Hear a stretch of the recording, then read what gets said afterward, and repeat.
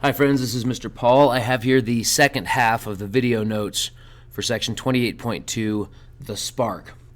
You should have already read and taken notes on 28.2 in your textbook, and you should have already looked over the first half of the video notes for 28.2. Before we begin, the question we're trying to satisfy here is how did this small European conflict expand into a much larger European war? After the assassination of the Archduke and the ultimatum that Austria-Hungary had issued to Serbia, people saw that those two nations were going to go to war, but they still thought that war was either avoidable or would at least be short, that Austria-Hungary would quickly defeat Serbia, and that minor conflict would resolve itself quickly. This false optimism persisted into the first months and years of the war. The declarations, however, begin to expand, falling like dominoes. We saw Austria-Hungary declare war versus Serbia. Russia steps in, the traditional protector, the sort of big brother of all of the Slavic peoples of the Balkans. They'd let their Slavic neighbors down in the past in previous wars, and so they feel this need to sort of step up. They begin to mobilize their troops, not just on the border that they share with Austria-Hungary, but also on the border that they share with Germany. Germany gives an ultimatum to Russia saying, back off in your mobilization, withdraw your troops from the border.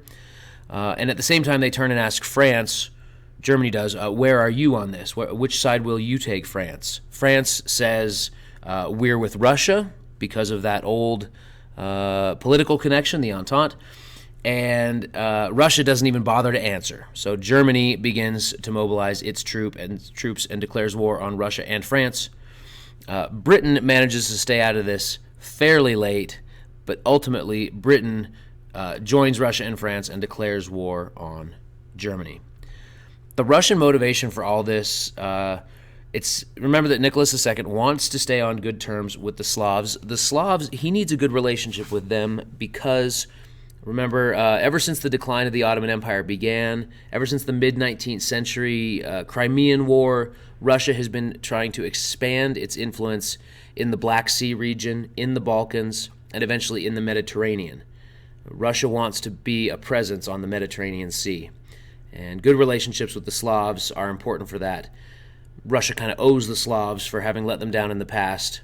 So Russia enters very quickly and perhaps even recklessly for that reason. Britain's entry is all about the neutrality of Belgium and Luxembourg. Belgium and Luxembourg stand between Germany and France. When Germany declares war on France and prepares to invade, their invasion route is going to take them through the neutral countries of Belgium and Luxembourg. The British position is to stay out of the fight as much as they can, but ultimately they feel compelled to defend the neutrality of Belgium and Luxembourg when Germany invades those nations on its way to France. Be sure you know the answer and have in your notes the answer. How did a small conflict expand into a European war?